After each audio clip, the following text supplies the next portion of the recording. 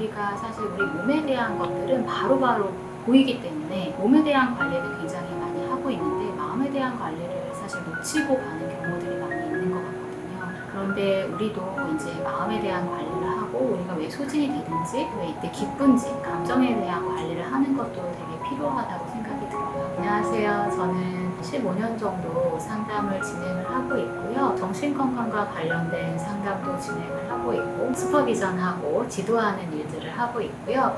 또 기업에 이제 정신건강과 관련된 콘텐츠를 개발을 하거나 강의하는 일들도 하고 있습니다. 사실은 심리상담사의 길을 20대 후반이 넘어서서 저는 들어가게 되고요. 그전에는 완전 다른 일들을 해왔었습니다.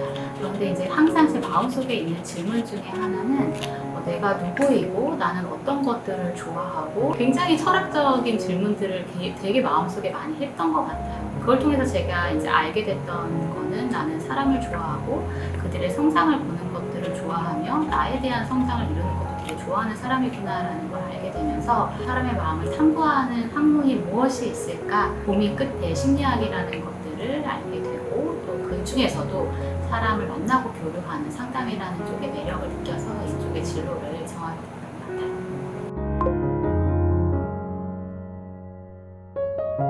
상담을 진행을 하다 보면 소진도 많이 되고요. 마음을 주는데 어쩜 이렇게까지 몰라줄까 하는 분들도 정말 많이 발견을 하게 되는데 아이러니하게 그걸 유지하도록 만드는 것도 그런 내담자 분들인 것 같아요. 변화되는 모습을 보거나 혹은 그들이 힘을 내면서 자신의 삶에 대한 열정을 보일 때 그분들을 통해서 힘을 얻기도 하고 그분들이 변화되는 그 모습을 통해서 저도 많이 배우게 되고 그리고 저 역시도 그걸 통해서 좀 회복되는 경험들을 많이 하게 되는 것 같아요. 그래서 그 부분이 제가 상담을 유지하도록 만드는 힘인 것 같습니다.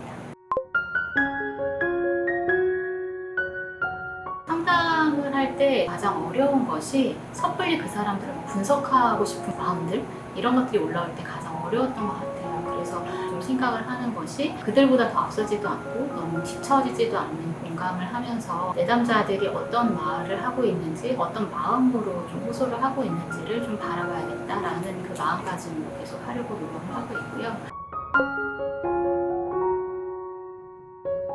몸에 대한 것들은 바로바로 보이기 때문에 몸에 대한 관리를 굉장히 많이 하고 있는데 마음에 대한 관리를 사실 놓치고 가는 경우들이 많이 있는 것 같거든요. 그런데 우리도 이제 마음에 대한 관리를 하고 우리가 왜 소진이 되든지 왜 이때 기쁜지 감정에 대한 관리를 하는 것도 되게 필요하다고 생각이 들어요. 그래서 여러분들이 혹시라도 좀 힘든 부분들이 있거나 혹은 내 자신에 대해서 이해가 되지 않는 지점들이 있다면 어렵게 생각하지 말고 상담을 통해서 여러분들의 마음을 점검해 가시는 것들